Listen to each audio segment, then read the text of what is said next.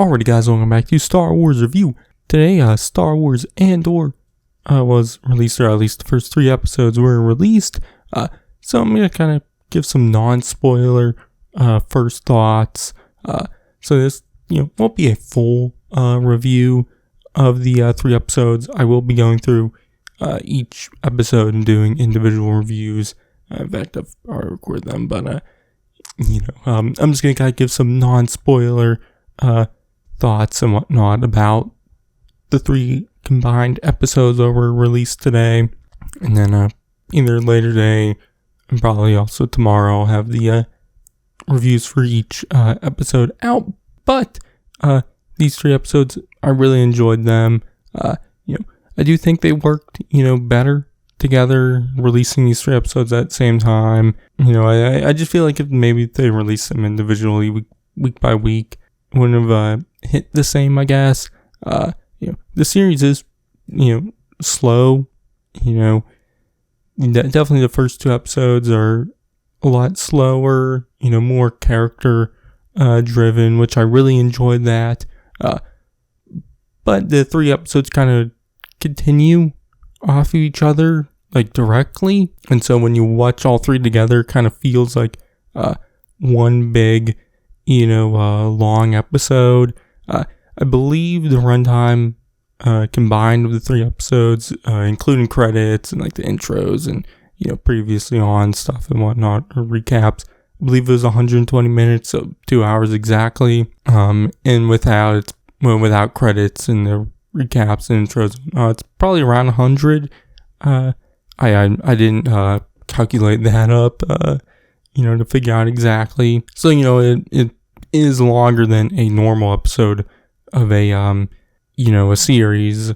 But, what happens in those 3 episodes definitely feels like one episode, I guess. So, it worked well releasing these 3 episodes together. I am interested to see how that, will go with episodes 4 through 12. If I'll, feel like those episodes work well by themselves or what. I'll just have to wait and see. But, so far, this episode, or these 3 episodes, I really, really enjoyed them. Like I said, it's, definitely slow, which I like that. It's more about the characters, which I like that. More about Cassian and just the other characters we see throughout these 3 episodes. We don't even get fully introduced to every single main character when we know from the trailers and whatnot. So, there's still, more characters to be introduced. But I felt the 3 episodes, did a good job of setting up Cassian and who he is at this, time, 5 years before Rogue One, which I'm excited to see throughout the rest of Season 1 and then Season 2, to see how he goes from the character we see in these first 3 episodes to that character we see in Rogue One. But, the main other characters we see, I really enjoyed them.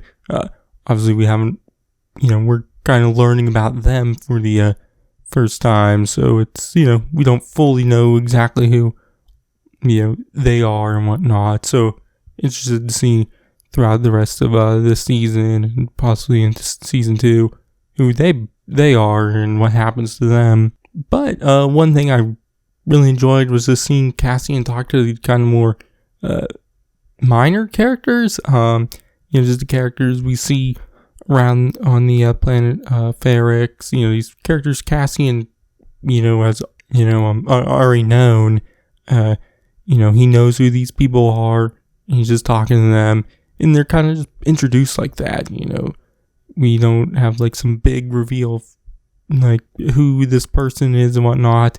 Cassian just knows them, and so as a viewer, you just, I guess, know them, and I really like that. It just gives the kind of lived-in feel to the universe and to Ferrix, which is where it seems like most of Season 1 will take place.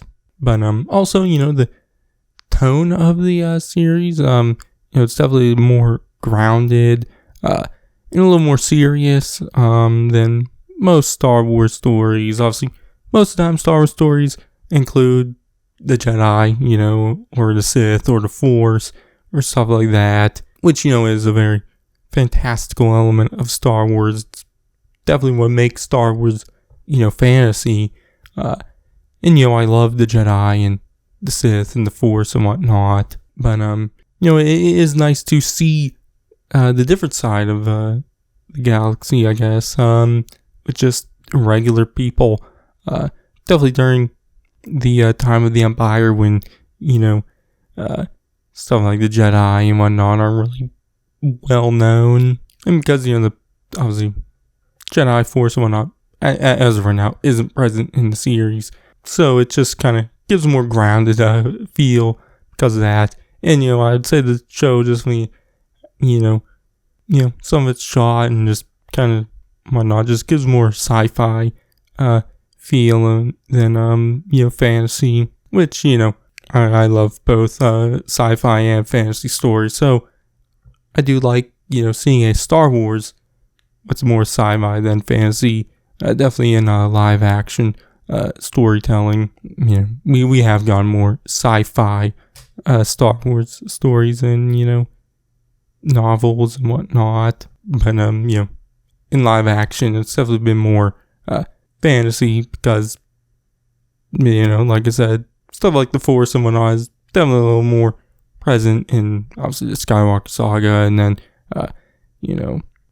stuff like, Solo, Mandalorian, and whatnot have, Force users, and Rogue One also has Darth Vader in there and Force and whatnot.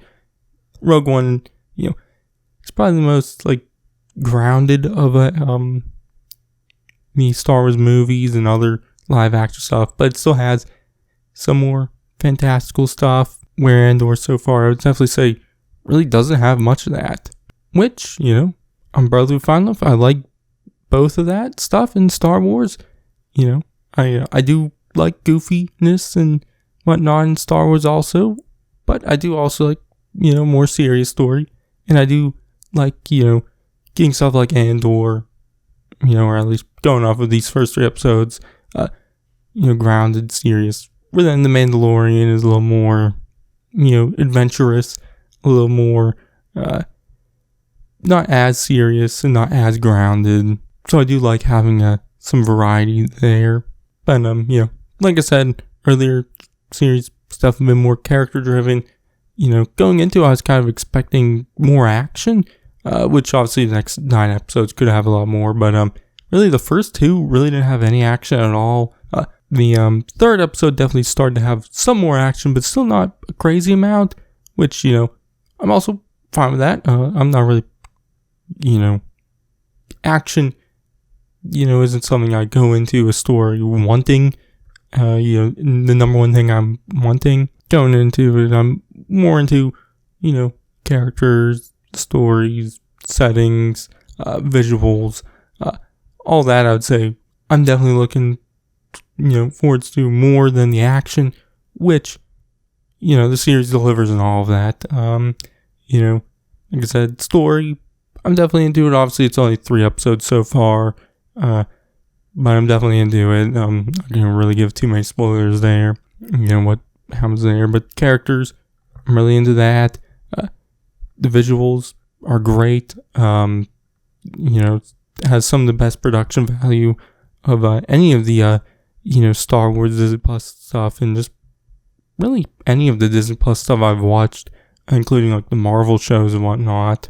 But also, like I said, setting's great. I love Ferric so far. Just, like I said, just has that lived-in feel, which I love. And, the little bit of action we've gotten so far has definitely been solid. So yeah, but, so far, really, really loving this show so far. First 3 episodes, great. I'd probably say the 3rd episode is probably my favorite out of the 3. But I still, enjoyed the first 2. So yeah, but definitely excited to see where it goes in the next 9 episodes for season 1 and the 12 episode second season. But yeah, anyways, that's gonna be for this one. You're gonna check out my reviews of the first 3 episodes when I release those, and you can check out all my other Andor stuff and everything else I do. But I have the stars, and I'll catch you guys in the next one. Or tell yourself you'll ultimately die fighting these bastards. Wouldn't you rather give it all at once to something real? We've chosen a side. We're fighting against the dark.